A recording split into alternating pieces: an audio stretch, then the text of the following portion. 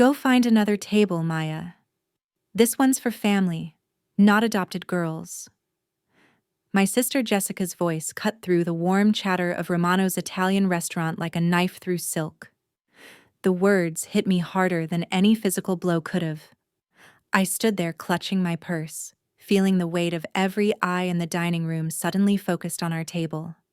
The restaurant buzzed with Friday night energy. Soft jazz played in the background while servers weaved between tables carrying steaming plates of pasta and wine. The lighting was perfect, warm and golden, casting everything in a romantic glow. But I felt like I was standing under a spotlight in the worst possible way. My name is Maya Chen, and I'm 24 years old. I was adopted into the Morrison family when I was 6, after my parents died in a house fire. For 18 years, I've been reminded daily that I don't really belong, that I'm different, that I should be grateful for the crumbs they throw my way. Jessica, that's enough, I said quietly, trying to keep my voice steady. My hands were shaking and I hoped nobody could see. Oh, don't be so dramatic. My adoptive mother, Susan, chimed in, waving her perfectly manicured hand. You know Jessica's just teasing. She doesn't mean anything by it. But I knew exactly what Jessica meant. At 28, she'd turned being cruel to me into an art form. Growing up, she got the princess bedroom with the 4-poster bed and walk-in closet. I got the small room above the garage that was freezing in winter and sweltering in summer. She got riding lessons, dance classes, and summer camps. I got told we couldn't afford extras for me. She got her college tuition paid in full. I got student loans that I'm still paying off. Sit down, Maya, my adoptive father, Robert, ordered without looking up from his menu. You're causing a scene. I slid into the chair at the far end of the table, as far from Jessica as possible. This dinner was supposed to celebrate Jessica's engagement to Brandon, her boyfriend of 3 years. A nice guy who unfortunately seemed blind to Jessica's true nature around me. The conversation flowed around me like I was invisible. Jessica showed off her massive diamond ring to anyone who would look. Brandon talked about their wedding plans. My adoptive parents beamed with pride, asking questions about venues and guest lists and flower arrangements.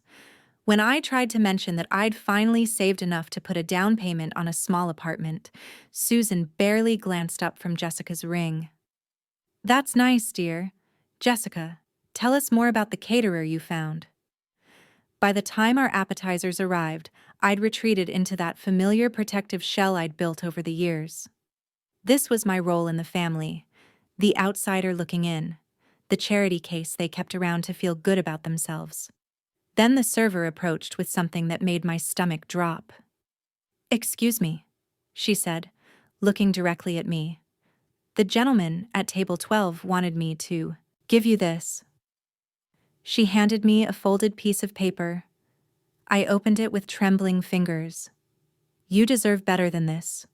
I've been watching your family treat you terribly all evening. If you need someone to talk to, I'm sitting alone at the table by the window. Daniel. I looked up and saw a man about my age sitting by himself, reading a book. He had kind eyes and gave me a small, encouraging smile when our gazes met. For a moment, I felt seen in a way I hadn't in years. What's that? Jessica snatched the note from my hands before I could stop her. Her eyes scanned it quickly, and her face twisted with disgust. Oh my God, Maya. Are you seriously flirting with strangers during my engagement dinner? I started. This is so typical, Jessica continued, her voice getting louder. Everything always has to be about you, doesn't it? Can't even let me have one special evening without trying to steal attention. Other diners were definitely staring now. I could feel their curious looks burning into my skin. Jessica, please lower your voice, I whispered. Don't tell me what to do, she snapped. You're so desperate for attention that you're making eyes at random men during my celebration dinner. It's pathetic. That's not what happened, I said, but my voice came out weak and shaky. Sure it's not. Jessica rolled her eyes. You've always been jealous of me. Jealous that I'm actually part of this family and you're just borrowed. The word borrowed hit me like a slap. I felt tears prick at my eyes, but I forced them back. I wouldn't give her the satisfaction. Brandon looked uncomfortable. Jess, maybe we should. No, Brandon. She needs to hear this. Jessica's eyes were bright with cruelty. Maya, you need to understand something. This family took you in out of kindness, but that doesn't make you one of us. It doesn't make you my equal. And it certainly doesn't mean you get to embarrass us in public with your desperate behavior.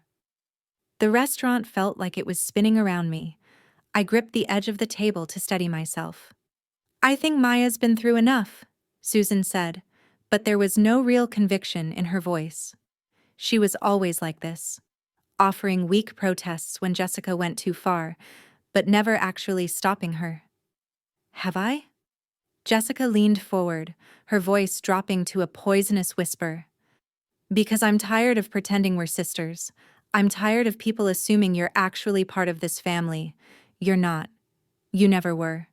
You're just the charity case Mom and Dad felt sorry for. That's when the server returned with the check. My heart stopped as she placed the leather folder directly in front of me. I'm sorry, there must be a mistake, I said, looking at the server in confusion. Jessica's laugh was sharp and cruel. Oh, there's no mistake. Congratulations, Maya. You're buying dinner tonight. I stared at her in shock. What? You heard me. Since you're so eager to get attention and act like you belong here, you can prove it by paying the bill. My hands shook as I opened the folder. The number made me dizzy. 4,780. They had ordered everything.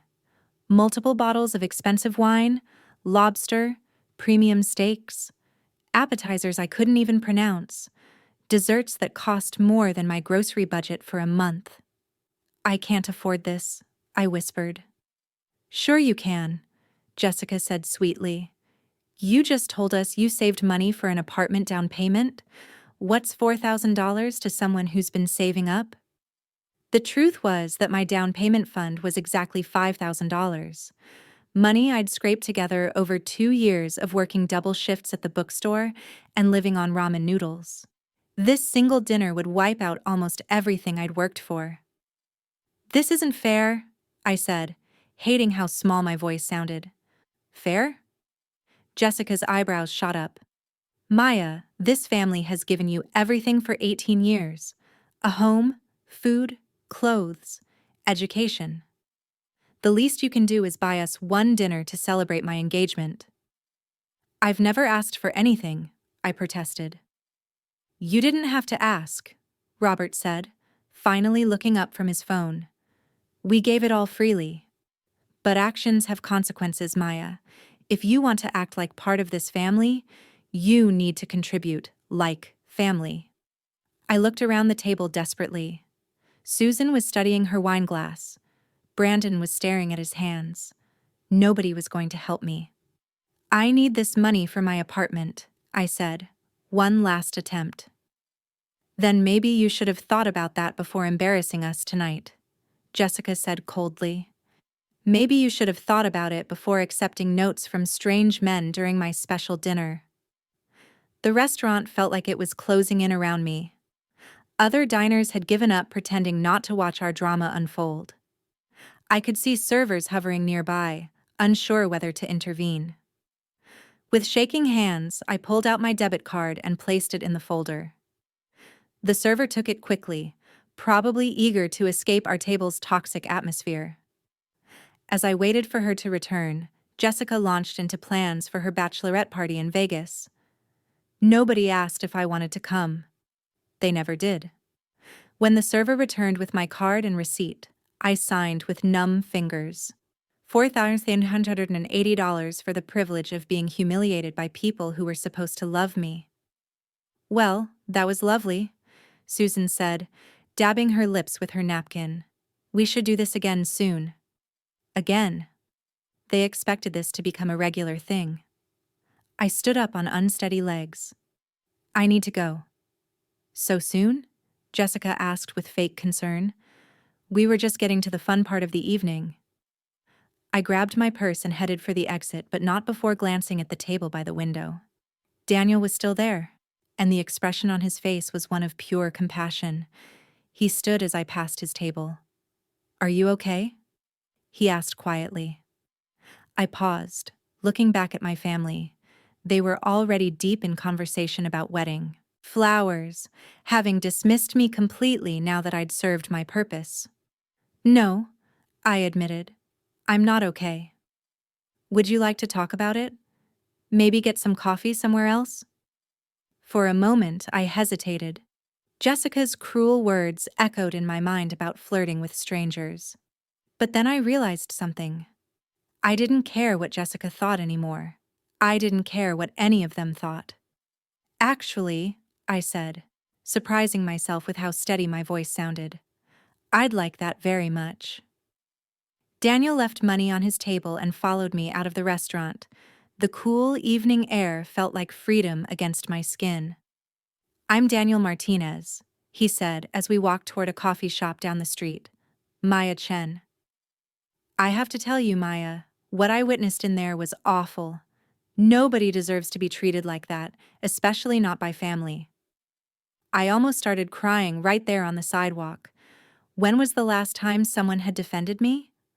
When was the last time someone had seen how badly I was being treated and actually cared? They're not really family, I said quietly. I'm adopted. They never let me forget it. Family isn't about blood, Daniel said firmly. It's about love and respect and support. What they did to you in there? That wasn't family behavior. We found a quiet corner table in the coffee shop. Over steaming mugs of coffee, I told Daniel everything.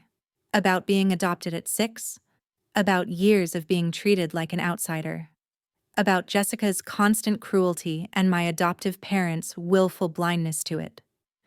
You paid $4,000 for that dinner? Daniel asked in disbelief. It was my apartment fund, I said, tears finally starting to fall. I've been saving for 2 years. Now I have $600 left. Daniel was quiet for a long moment. Maya, can I ask you something? Why do you keep subjecting yourself to their treatment? It was a fair question, one I'd asked myself countless times. I guess I keep hoping it'll get better, I admitted. I keep thinking that maybe if I try harder, if I'm more patient, if I prove myself somehow, they'll finally accept me. And how's that working out for you? I laughed bitterly. Not great, obviously. You know what I think? Daniel leaned forward. I think you've been trying to earn something that should have been given freely. Love isn't something you have to pay for, Maya. Acceptance isn't something you have to buy with your dignity. His words hit me like a revelation. For 18 years, I'd been trying to purchase love with compliance, acceptance with silence, belonging with self-sacrifice, and it had never worked. But they're all I have, I whispered. No, they're not. You have yourself. You have your strength. And you are incredibly strong, Maya. You have your talents, your dreams, your future. Don't let them convince you that you're nothing without them. We talked until the coffee shop closed. Daniel told me about his work as a social worker, helping kids in the foster system. He understood family dysfunction in a way most people didn't. What are you going to do now? He asked as we walked back to our cars. I honestly don't know, I admitted. I can't afford an apartment anymore. I can't keep living with them. I feel completely stuck. Daniel pulled out his phone. I have an idea. My friend Sarah runs a support group for adult adoptees who've experienced family trauma. She also happens to have a garage apartment she's been looking to rent out to someone reliable. Would you be interested in meeting her? Something inside me shifted. For the first time in years, I felt a spark of hope. Yes, I said without hesitation. I'd like that very much. 3 days later, I was sitting in Sarah's cozy living room with 5 other adults who had stories eerily similar to mine. Adopted children who'd been treated like outsiders, charity cases, burdens rather than blessings. "The first thing you need to understand," Sarah said, "is that none of this is your fault. You were a child who needed love and stability, and they failed to provide that. That's their failure, not yours." Sarah was in her 40s, a therapist who specialized in adoption trauma. She'd been adopted herself and had spent years healing from her own toxic family experiences. "But they gave me a home," I protested, echoing the words that had been drilled into me for years. "A house isn't a home if you don't feel safe and loved in it," Sarah replied gently. "And providing basic shelter and food for a child isn't something that requires eternal gratitude. That's the bare minimum of what parents should do." Over the following weeks, I started to see my entire childhood differently. The support group helped me realize that Jessica's cruelty wasn't normal sibling rivalry. My adoptive parents' favoritism wasn't just personality differences. The financial manipulation wasn't acceptable family dynamics. It was abuse.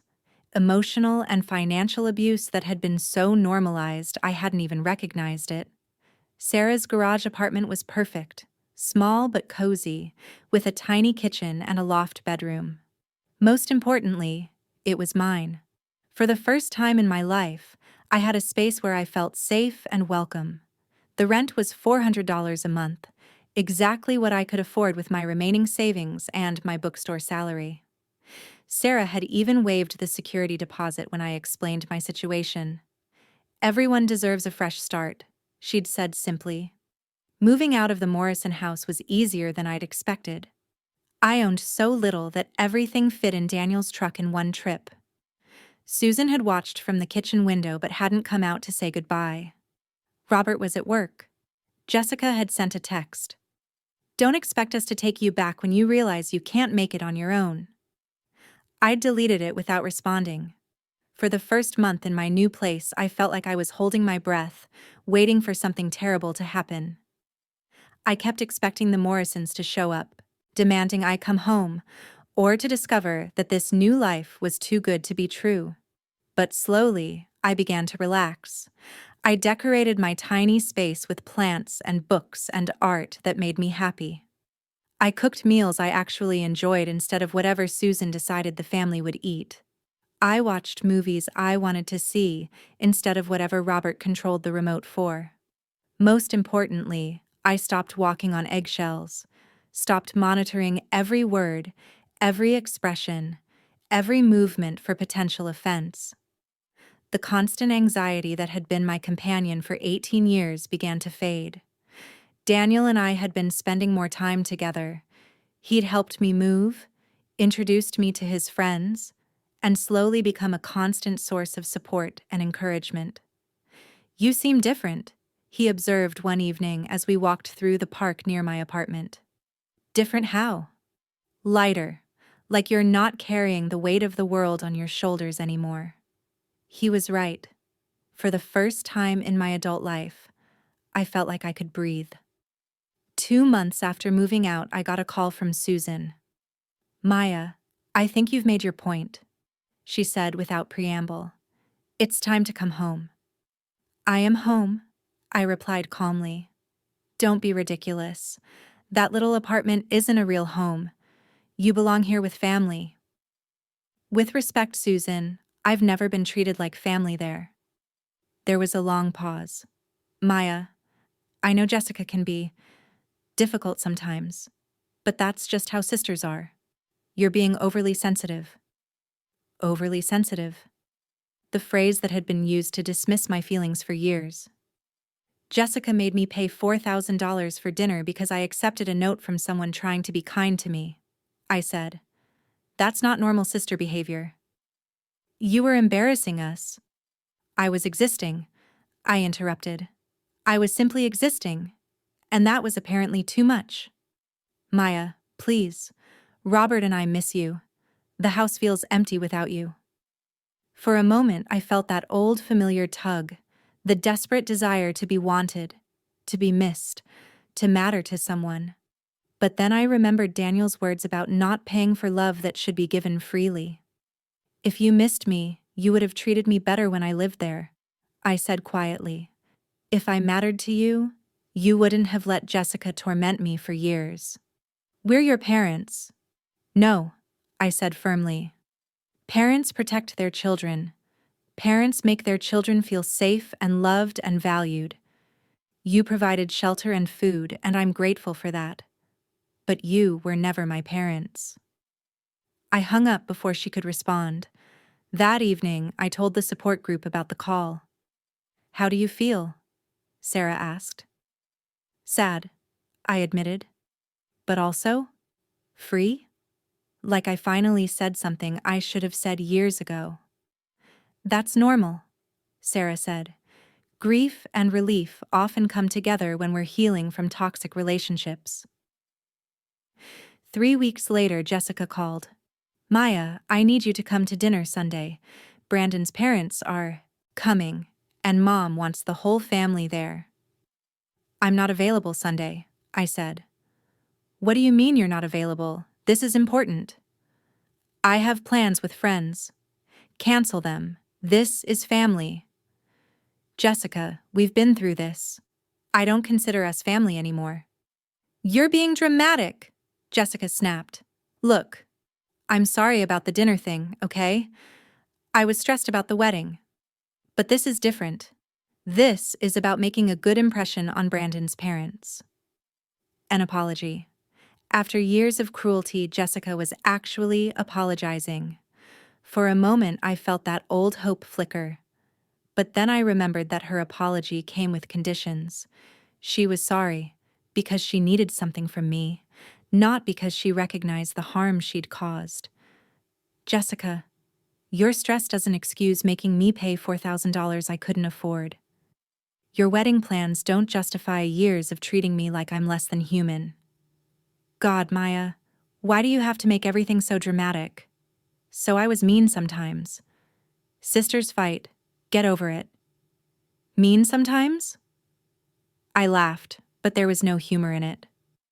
Jessica, you've spent 18 years systematically trying to make me feel like I don't belong anywhere. That's not sister behavior. That's cruelty. Fine, whatever. Are you coming to dinner or not? No. Maya? No, Jessica. I'm not coming to dinner. I'm not coming to your wedding. I'm not coming to any family events anymore. I'm done being your emotional punching bag. You'll regret this, Jessica said, her voice turning cold. When you're old and alone with nobody who cares about you, you'll realize what you threw away. I threw away a relationship that was destroying me, I replied. I call that good decision-making. I hung up and immediately blocked her number. The wedding was 3 months away. I knew they'd try to contact me again, so I took proactive steps. I blocked all their numbers and social media accounts.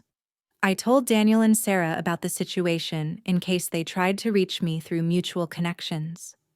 Most importantly, I started therapy with a counselor who specialized in adoption trauma and family estrangement. Do you feel guilty about not going to the wedding? Dr. Amanda Chen asked during one of our sessions. Sometimes, I admitted. I keep thinking about how I'm the only daughter they have who won't be there.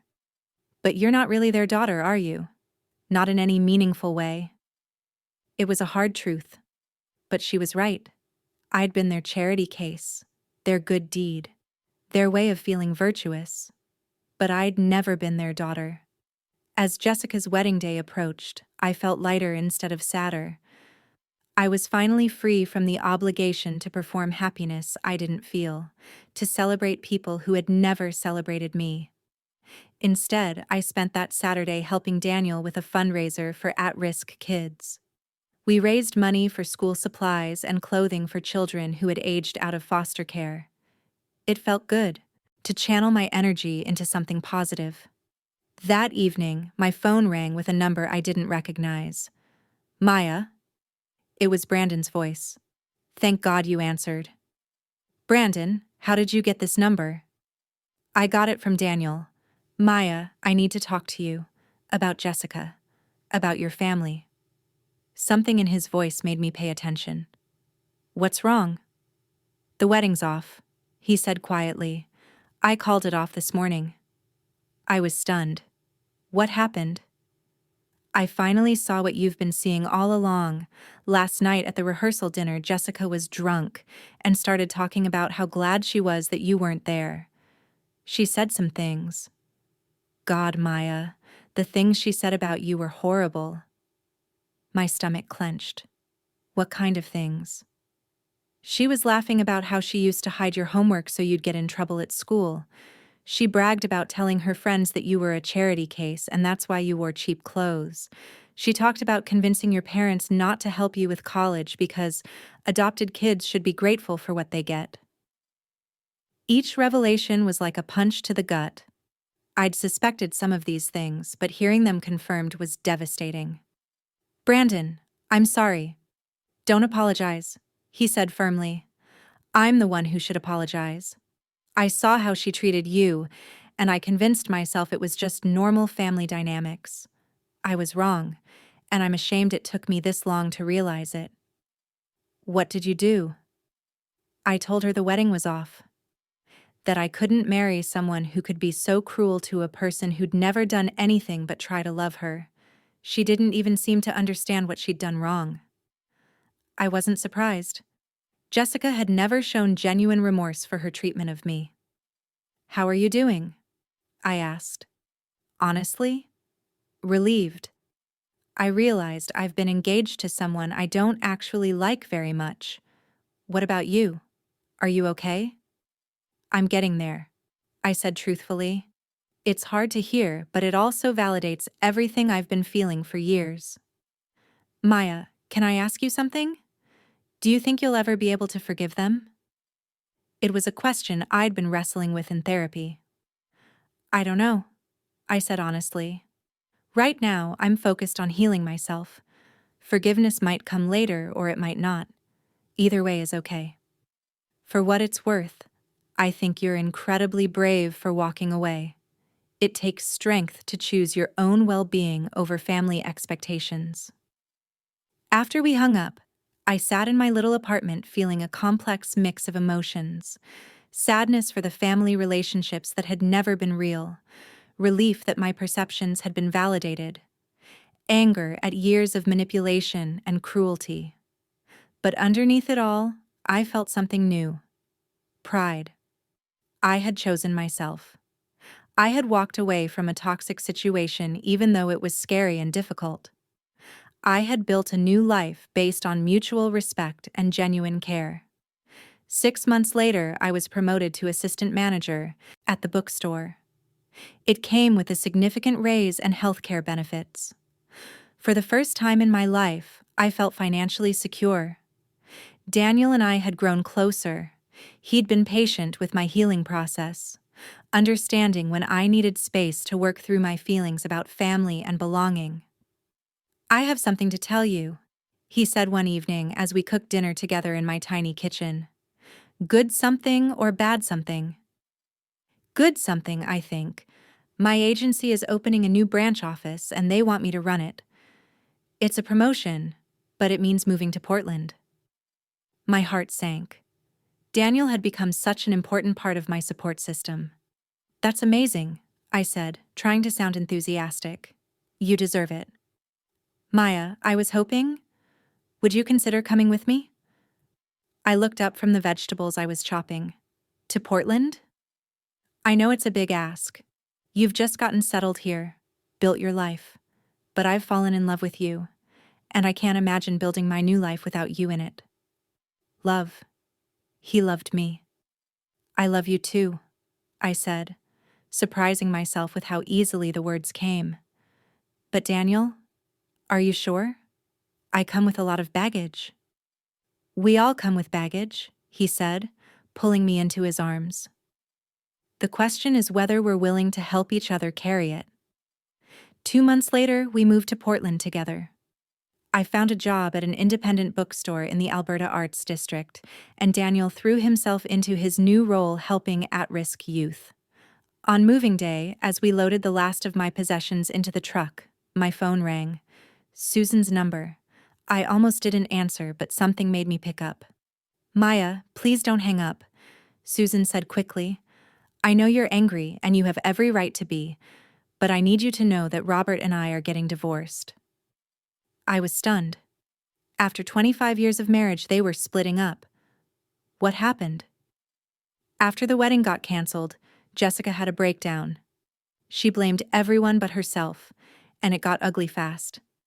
Robert and I started fighting about how we'd handled things with you, with her, with our whole family dynamic. We realized we don't actually like the people we've become.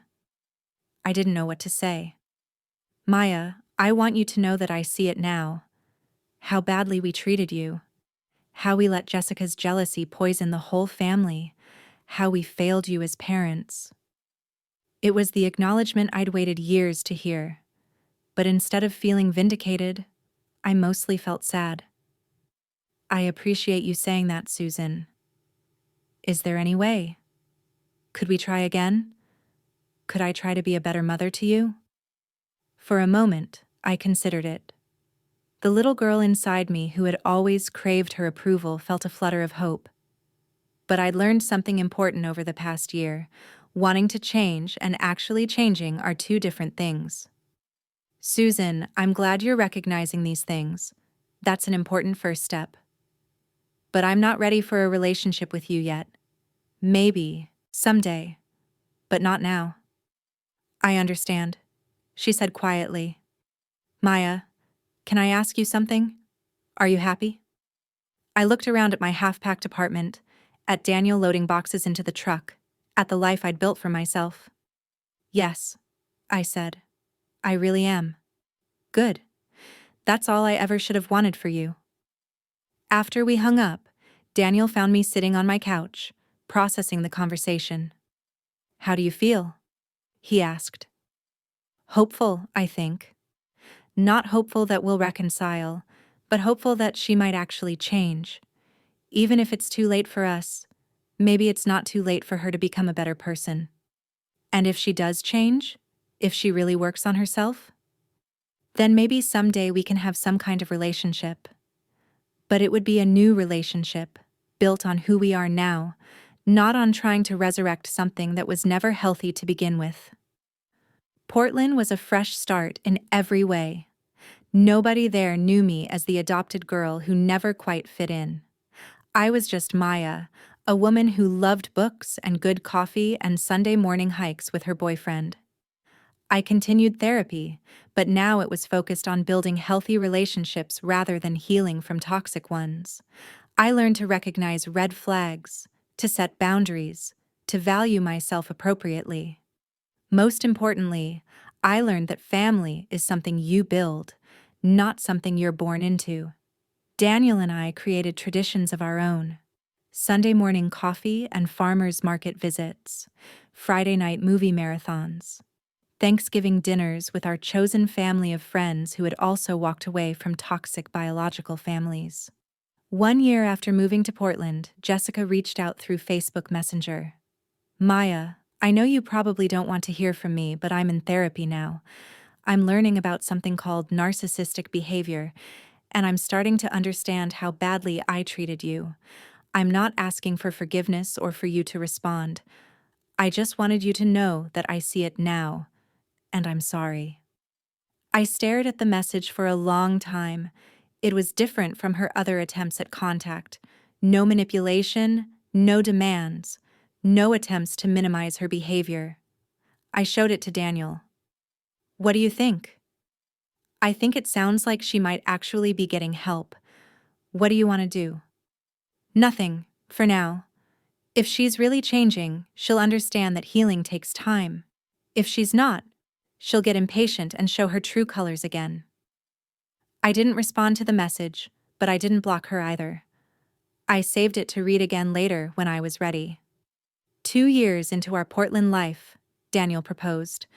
Not at a fancy restaurant or public place where I'd feel pressured to say yes, but at home on a quiet Tuesday evening while we were making dinner together. Maya, you've taught me what real love looks like, he said, getting down on one knee in our tiny kitchen. Not the kind where you have to earn affection or prove your worth, but the kind where you're valued exactly as you are. Will you marry me? I said yes, through happy tears. Our wedding was small, but perfect. Sarah officiated, since she'd been the one who'd helped me find my strength. My support group friends were there, along with Daniel's family and our Portland chosen family. As I walked down the aisle, no one giving me away because I belonged to myself, I thought about the family dinner that had changed everything. The 4,380 bill that had finally shown me the true cost of trying to buy love from people who weren't capable of giving it.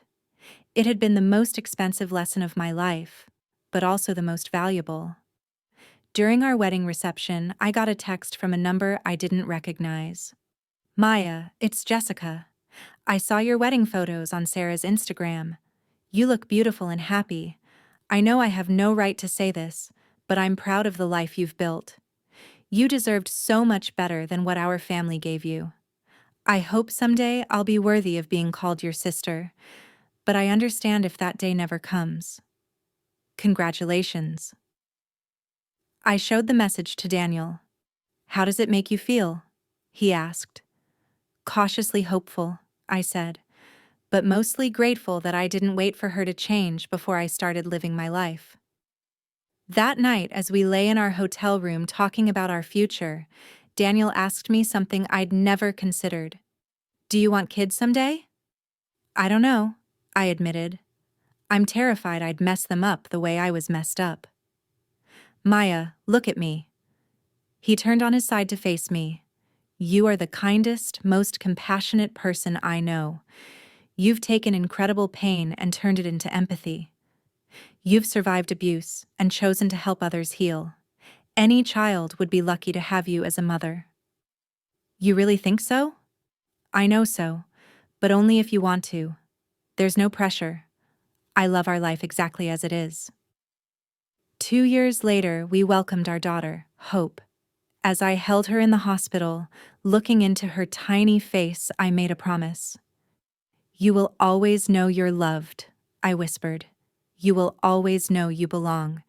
You will never have to earn your place in this family. Daniel's eyes filled with tears. She's perfect. She's ours, I said. And for the first time in my life, that word, ours, felt completely true. As Hope grew, I marveled at how natural loving her felt. There was no scorekeeping, no conditions, no favoritism. She was simply loved because she existed. When she was 6 months old, Susan reached out again. Maya, I heard about the baby. I know I have no right to ask, but I'd love to meet my granddaughter someday. I understand if you're not ready for that, but I wanted you to know I'm here, if you ever change your mind. I discussed it with Daniel and my therapist. What do you want to do? Dr. Chen asked. I want to protect Hope, I said. But I also wonder if Susan has actually changed. The messages over the years have been consistently respectful. She's never pressured me or tried to manipulate me. What would meeting look like for you? Maybe somewhere public, short, with clear boundaries about what's acceptable behavior. 3 months later, Susan met her granddaughter at a park in Portland. Daniel stayed close by while I watched Susan hold Hope for the first time. She's beautiful, Susan said, tears in her eyes. She looks like you did as a baby. Thank you. Maya, I want you to know that I've been in therapy for 3 years now. I'm learning about emotional neglect and adoption trauma and all the ways Robert and I failed you. I don't expect forgiveness, but I needed you to know that I see it now.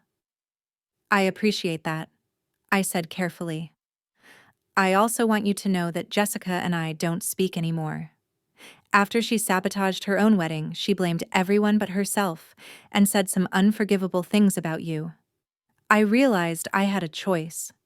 Keep enabling her behavior or finally stand up for the daughter I should have protected all along. It was more than I'd ever expected to hear from her. What about Robert? He's not well, Maya. The divorce was hard on him, and he's been drinking heavily. He's not someone I'd want around Hope right now. We talked for an hour while Hope slept in Susan's arms. It wasn't forgiveness, not yet, but it was a beginning. As Susan prepared to leave, she handed me an envelope. I don't expect you to take this, but I needed to offer. It's a check for $50,000. I know it doesn't come close to making up for everything, but it's what we should have given you for college, for your apartment, for all the things we denied you. I stared at the envelope. Money couldn't repair our relationship, but it was an acknowledgement of harm done. I'll think about it, I said. If you decide to keep it, maybe you could put it toward Hope's future. Every child deserves parents who plan ahead for them. That night, Daniel and I talked about the visit. How do you feel about seeing her? He asked. Complicated, I admitted. She seems different, more aware, but I also can't forget that she stood by and watched Jessica torment me for years. You don't have to decide anything right now, Daniel said. You can take as much time as you need. I decided to keep the money, but not for us. I opened a college fund for Hope and donated the rest to organizations that helped adopted children and families navigate healthy relationships. Over the next few years, Susan and I developed a careful, boundaried relationship. She visited twice a year, always respectful of our rules and schedules. She never pushed for more contact or tried to insert herself into our daily lives. Most importantly, she was genuinely lovely with Hope, patient, attentive, appropriately doting without trying to overstep parental boundaries. Jessica never reached out again after that wedding congratulations text. Through social media, I learned she'd moved to another state and was working as a real estate agent. She appeared to be single and childless. Part of me wondered if she was happy, but I'd learned not to take responsibility for other people's life choices. When Hope turned 5, the age I'd been when I was adopted, I found myself thinking about my birth parents more than usual. I'd never really grieved them properly, having been shuttled immediately into the Morrison family chaos. Do you want to visit their graves? Daniel asked when I told him what I was feeling. We took Hope with us to the cemetery where my birth parents were buried. I brought flowers and told Hope about the grandparents she'd never meet. They would have loved you so much, I told her as we placed the flowers. They would have loved watching you grow up. That night, I dreamed about them for the first time in years. In the dream, they were proud of me for building a happy life despite everything I'd been through.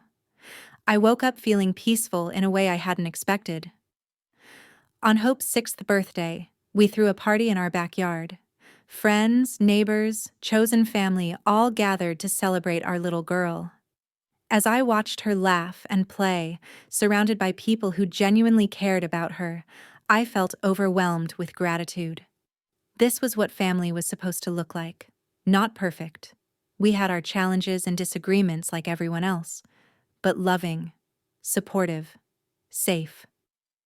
Susan came to the party, bringing a thoughtful gift and staying just long enough to sing happy birthday before leaving as planned. She understood her role now, grandmother, but not primary family. That evening, after Hope was in bed and the guests had gone home, Daniel and I sat on our back porch talking about the day. Do you ever think about that dinner? He asked. The one where we met? Sometimes, I said. It was the worst night of my life at the time. But if it hadn't happened, I might never have found the courage to leave. Everything happens for a reason? I don't know about that. But I do think we can choose to find meaning in our pain. We can choose to let it teach us instead of destroy us. As if on cue, Hope's voice called from her bedroom. Mama, I can't sleep. I went upstairs and climbed into her small bed, wrapping my arms around her warm little body. Tell me the story, she said sleepily. Which story? The one about how you and Daddy met. So I told her our story, not the whole truth. She was too young for the painful parts, but a version that emphasized courage and kindness and love, finding a way. And then, Daddy helped you be brave, she said, as she always did at this part. That's right. And then, we helped each other be brave. And then you had me. And then we had you. And you made us braver than ever. As Hope drifted off to sleep, I thought about the long journey from that humiliating dinner to this moment. The $4,380 that had felt like the end of the world at the time had actually been the price of my freedom. It had cost me my illusions about the Morrison family, but it had bought me something infinitely more valuable: the knowledge that I deserved better, the courage to seek better, the strength to build better. Outside, Portland slept peacefully around us. Our little house was quiet except for the gentle sounds of my daughter's breathing and my husband's footsteps as he locked up for the night. This was home. This was family. This was love without conditions, without scorekeeping, without the constant fear of rejection. It had taken me 24 years to learn that family isn't about blood or legal documents or obligations. It's about choice. The choice to show up, to care, to create safety for each other day after day. The Morrison family had never chosen me, not really. They'd taken me in as a project, a good deed, a way to feel virtuous. But they'd never chosen to love me. Now I was surrounded by people who chose me every day. Daniel chose me when he asked me to dance at our friend's wedding last month. Hope chose me when she ran to me instead of her teacher after skinning her knee at school. Sarah chose me when she made me the godmother of her new baby. Even Susan, in her imperfect way, was choosing me now. Choosing to respect my boundaries, to acknowledge her mistakes, to build something new instead of trying to resurrect something that had never worked. As I tucked Hope's blanket around her shoulders and kissed her forehead, I made a silent promise to my 6-year-old self. The little girl who'd been so desperate for belonging that she'd endured years of cruelty, hoping it would eventually turn into love. You made it, I told her. You found your way home. And finally, after all these years, that was true.